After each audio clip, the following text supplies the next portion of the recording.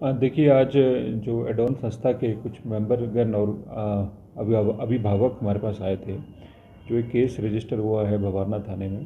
तो जो एडॉन संस्था के कुछ इसमें मेंबर का नाम इसमें आया है, तो उनके बारे में उन्होंने अपना पक्ष रखा और उनको हमने यही हिदायत दी, क्योंकि अभी डीसी एसपी कॉन्फ्रेंस चल रही है, तो एसपी साहब नहीं, एसपी साहब से मिलना चाहते थे। तो ये सोमवार को दोबारा आएंगे और अपना जो कंसर्न है एक बार एसपी साहब को बताएं। देखिए, मामला अभी इन्वेस्टिगेशन में है, अभी इन्वेस्टिगेशन चल रही है और जो भी कंसर्न है, जिसके भी है, उसको कंसर्न्स को देखा जाएगा और इन्वेस्टिगेशन इसमें भी चल रही है। देखिए, पुलिस अपना काम कर रही है। जिस बात की आप बात कर रहे हैं, जो उन केसेस में भी ऑलरेडी SITs बनी हुई हैं और इन्वेस्टिगेशन उसमें भी जारी है। सभी पहलुओं को हम देख रहे हैं और मैं इतना ही कहना चाहूँगा कि जैसे इन्होंने जो ज्ञापन दिया है, इसको जो है अप्राइज़ करा दिया जाएगा एसपी साहब को जब आएंगे। और ये सोमवार को एक बार फिर से अभिभावकों को यही बोला गया है कि आप सोमवार को आके एक बार मिल लें। धन्यवाद। इससे पहले सबको नमस्कार। मनोज मेहता जी के खिलाफ एक प्रेस कॉन्फ्रेंस परसों कॉल की एसपी साहिबा ने, जिसमें कुछ उनके ऊपर अनवांटेड और फॉल्स एलिगेशंस लगाए गए, जिनका उनके साथ कोई ताल्लुक़ नहीं है।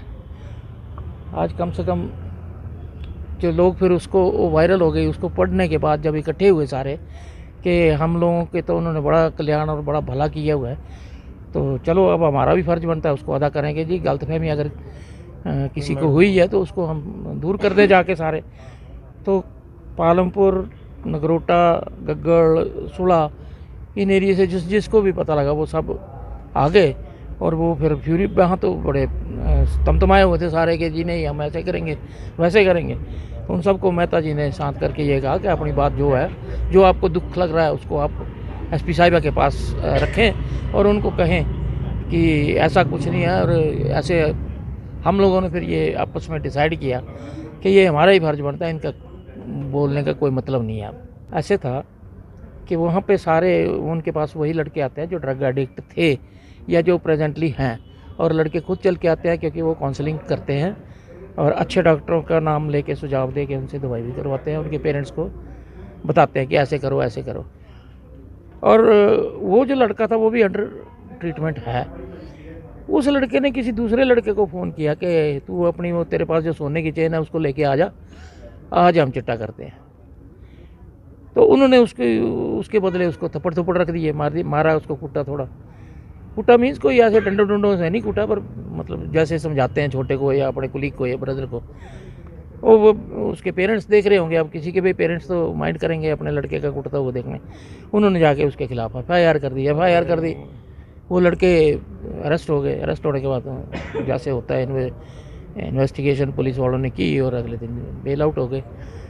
तो ये फिर उन्होंने कहा भाई आपको कौन दवाई देता है, क्या करता है, ऐसे ऐसे इन्वेस्टिगेशन में आया होना सामने। अगले दिन उन्होंने मेहता जी को अरेस्ट कर लिया। फिर उनकी भी वही प्रोसीजर, बेल हुई, जो कुछ हुआ। जब ये फिर उसके बदले में यहाँ पुलिस हेडक्वार्टर कांगड़ा में प्रेस कॉन्फ्रेंस हुई एसपी साहिबा द्वारा।